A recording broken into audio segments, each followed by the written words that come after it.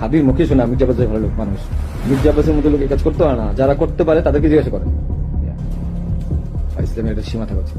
জামাত শিবিরকে ধরেন, উনি চলে আসার পর হাতি গুলি খাইছে এবং সে আমাকে আশ্রয় দিছে এবং সে আমাকে সেফ এক্সিট করে দিছে, আর সে র্যাবের সোর্স হিসেবে কাজ করছে। বেশিতে খবর নিবেন আপনারা যে আমি 5 লাখ টাকা লোন নিয়েছি এবং লোন নিয়ে এই টাকা আমি হাদিকে দিয়েছি। আমি গেছি ভাই কাজের জন্য, বানাই দিচ্ছেন খুনি। আর আপনারা বলতেছেন যে তোমার বাবা মা বলছে, তোমার মা বলছে, তোমার বোন বলছে, তোমার বউ বলছে, তোমার উমুক এক মাইয়ারা বানাই দিলেন আমার বান্ধবী, যে উমুকে বলছে, যে সবাই বলছে যে তুমি এগুলা সাথে জড়িত। হ্যাঁ, আমি পাগল তো যে আমি মানুষ মার্ডার করে আমি আমার বাসায় যাব, আমি মানুষ মার্ডার করে আমি আমার বাসায় যাবো যেন 14 গোষ্ঠী ধরতে পারে। মানে আমি এত বড় বোকা, এত বড় পাগল? হ্যাঁ, আমি বাংলাদেশের পুলিশ প্রশাসনকে বলবো যে আপনারা একটু কাউসার মোল্লা আর তার বাবা ইয়াসিন মোল্লা এই দুজনকে একটু জিজ্ঞাসাবাদ করুন। আমি আবার আসলাম আপনাদেরকে, আমার কিছু কথা শেয়ার করার ছিল। আমি ফেসবুকে ভিডিও দেওয়ার পর দেখলাম যে অনেকেই অনেক প্রশ্ন করছেন, নানা ধরনের মন্তব্য করছেন, আমার কথা হয়তো বিশ্বাস করছেন না। অনেকের একটা প্রশ্ন ছিল যে আসলে আমি দেশে আছি বা আসলে দুবাই যাইনি। আমি একটু খুলে বলি, কারণ এই 15-20 দিন পরে যেহেতু আমি বলছি, আমি দুবাইতেই, দুবাইয়ের শারজাতে আছি।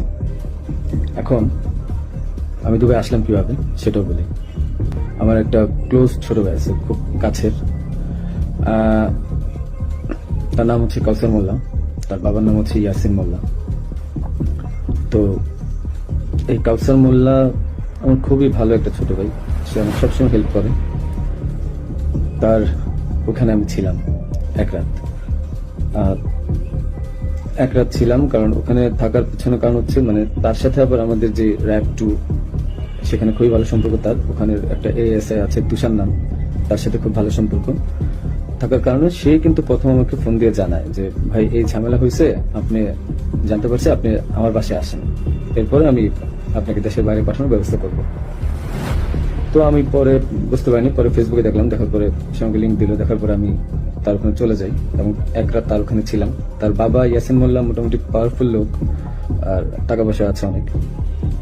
তো এই কাউসার যেহেতু র্যাবের সোর্স হিসেবে কাজ করে, তো সে আমাকে হেল্প করছে, অনেক হেল্প করছে, আমি ওখান থেকে চলে আসতে পারছি।